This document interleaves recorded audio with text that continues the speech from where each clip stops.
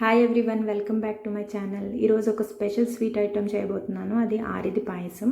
మనకి ఇక్కడ ప్రసాదంలో చేసుకోవచ్చు, లేదంటే ఎప్పుడైనా స్వీట్ క్రేవింగ్స్ ఉన్నప్పుడు ఇలా సింపుల్గా చేసుకోవచ్చు.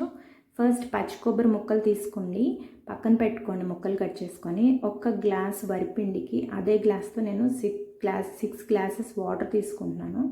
ఒక కప్పు వరిపిండి ఏదైతే గ్లాస్ తీసుకుంటున్నానో అదే ఆ గ్లాస్తోనే కొలతలు అనేది నేను తీసుకుంటున్నాను. సో ఇక్కడ 4 ఇంగ్రీడియంట్స్ పచ్చి కొబ్బరి, వరిపిండి, బెల్లం అండ్ పెసరపప్పు తీసుకుంటున్నానండి. పెసరపప్పు హాఫ్ గ్లాస్ తీసుకుంటున్నాను.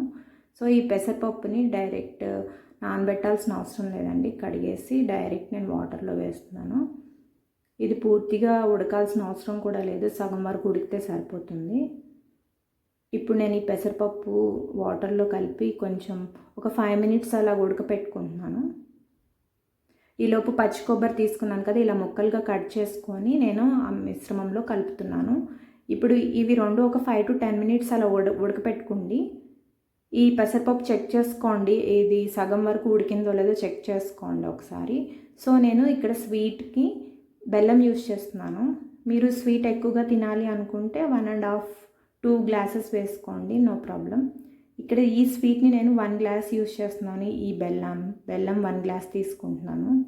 బెల్లం బాగా కరిగేలా కలుపుకోవాలి. ఈ బెల్లం కరిగేలోపు ఇప్పుడు నేను బియ్యం పిండి 1 కప్ తీసుకున్నాను కదా, అది ఉండలు లేకుండా కలుపుకోవాలి.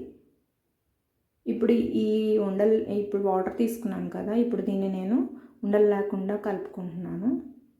సో ఇది ఏదైతే మిశ్రమం ఉంది కదా, ఈ బియ్యం పిండి, ఇది నేను మరిగే వాటర్లో ఇప్పుడు ఏవైతే ఉంది కదా ఈ వాటర్లో కలిపి ఈ బియ్యం పిండిని వేసుకోవాలి.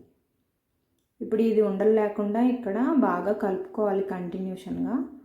ఇలా కలుపుతూ ఉండాలండి 10 మినిట్స్.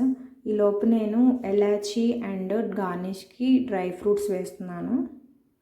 ఆప్షనల్ అండి డ్రై ఫ్రూట్స్. సో మీరు ఎలాచీ అయితే వేసుకోండి, ఫ్లేవర్ చాలా బాగుంటుంది. సో ఇది నేను ఇక్కడ కలిపిన తర్వాత చూసారుగా ఫైనల్గా ఎలా ఉందో. ఇలాగా దగ్గరికి అయ్యే వరకు ఉంచుకోండి. ఇలా పలుచగా ఇలా ఉన్నప్పుడే ఇదే కరెక్ట్ టైం అండి. ఇప్పుడు ఈ టైంలోనే మనం సర్వ్ చేసుకుంటే బాగుంటుంది. ఇప్పుడు చల్లారిన తర్వాత మళ్ళీ గట్టిగా అయిపోతుంది. సో చూడండి,